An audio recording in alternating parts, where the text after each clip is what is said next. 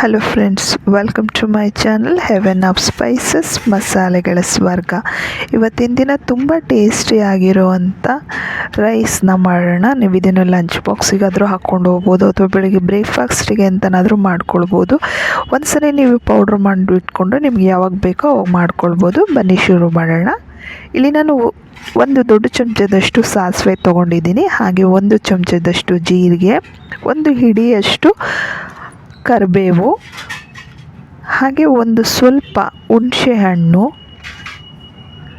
ಒಂದು 2 ಚಮಚದಷ್ಟು ಉದ್ದಿನಬೇಳೆ, ಒಂದು 2 ಚಮಚದಷ್ಟು ಕಡಲೆಬೇಳೆ, ಹಾಗೆ ಒಂದು 2 ಚಮಚದಷ್ಟು ಎಳ್ಳು ತೊಗೊಂಡಿದ್ದೀನಿ. ಹಾಗೆ ಇಲ್ಲಿ ಒಂದು ಅರ್ಧ ಕಪ್ನಷ್ಟು ಶೇಂಗಾ ತೊಗೊಂಡಿದ್ದೀನಿ. ಹಾಗೆ 3ರಿಂದ 4 ಬೆಳ್ಳುಳ್ಳಿ, ಉಪ್ಪು, ಸ್ವಲ್ಪ ಇಂಗು, ಇಷ್ಟು ನಮಗೆ ಬೇಕಾಗಿರೋಂಥ ಪದಾರ್ಥಗಳು. ಬನ್ನಿ ಶುರು ಮಾಡೋಣ. ಈಗ ಒಂದು 2 ಚಮಚದಷ್ಟು ಆಯಿಲ್ ಹಾಕ್ಕೊಂಡಿದ್ದೀನಿ ಒಂದು ತವಕ್ಕೆ. ಹಾಗೆ ಇಲ್ಲಿ ಶೇಂಗಾನ ಚೆನ್ನಾಗಿ ಫ್ರೈ ಮಾಡ್ಕೊಳ್ಳೋಣ.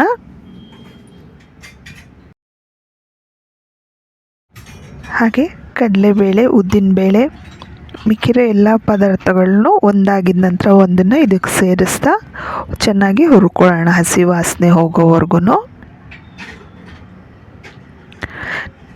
ನೋಡಿ, ಒಂದು ಹುರಿದಿದ ನಂತರ ಇನ್ನೊಂದು ಸೇರಿಸ್ಕೊಳ್ಳಿ. ಯಾಕೆಂದರೆ ಯಾವುದು ಹುರಿಯೋದಕ್ಕೆ ತುಂಬ ಟೈಮ್ ತೊಗೊಳುತ್ತೋ ಅದನ್ನು ಫಸ್ಟ್ ಹುರ್ಕೊಂಡು ಸೈಡ್ ಮಾಡಿಕೊಂಡು ಮಿಕ್ಕಿರೋ ಪದಾರ್ಥಗಳನ್ನ ಸೇರಿಸ್ಕೊಳ್ತಾ ಹೋಗಿ.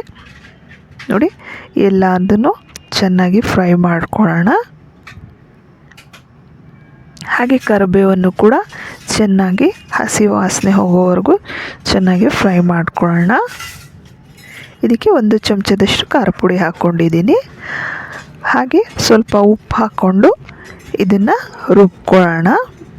ನೀರು ಹಾಕ್ದೇ ಡ್ರೈ ಆಗಿ ಪೌಡ್ರ್ ಮಾಡ್ಕೊಂಡಾಗಿದೆ. ಬೇಕಂದರೆ ನೀವು ಈ ಪೌಡ್ರನ್ನ ಸ್ಟೋರ್ ಮಾಡಿ ಇಟ್ಕೊಳ್ಬೋದು, ಬೇಕು ಅಂದಾಗ ಉಪಯೋಗಿಸ್ಬೋದು.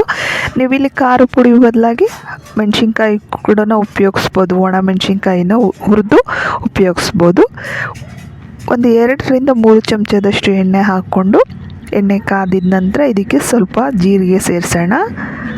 ಹಾಗೆ ಉದ್ದಿನಬೇಳೆ, ಕಡಲೆಬೇಳೆ, ಹಾಗೆ ಸ್ವಲ್ಪ ಶೇಂಗಾ, ಹಾಗೆ ಕರಿಬೇವು, ಇಷ್ಟನ್ನು ಹಾಕ್ಕೊಂಡು ಚೆನ್ನಾಗಿ ಫ್ರೈ ಮಾಡ್ಕೊಳ್ಳೋಣ.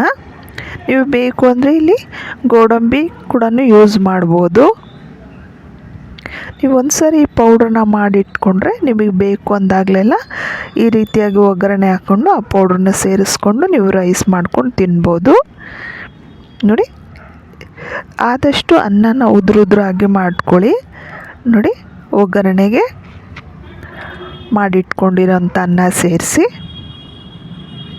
ಜೊತೆಗೆ ನಾವು ರೆಡಿ ಮಾಡ್ಕೊಂಡಿದ್ವಲ್ಲ ಆ ಪೌಡ್ರನ್ನ ಸೇರಿಸ್ಕೊಂಡು ಈ ರೈಸ್ನ ಪ್ರಿಪೇರ್ ಮಾಡ್ಕೊಳ್ಳೋಣ.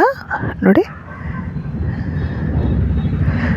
ನಾನು ಈಗ ಮಾಡಿರೋಂಥ ಪೌಡ್ರು 4 ಜನದ ಲೆಕ್ಕಕ್ಕೆ ನೀವು 2 ಸಾರಿ ಯೂಸ್ ಮಾಡ್ಬೋದು.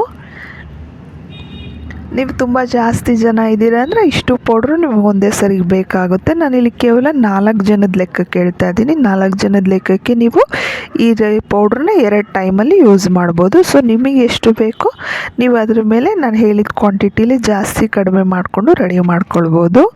ನೋಡಿ, ನಮ್ಮ ರೈಸ್ ರೆಡಿ ಆಯಿತು. ತಿನ್ನೋದಕ್ಕೂ ತುಂಬ ಟೇಸ್ಟಿಯಾಗಿ ಇರುತ್ತೆ.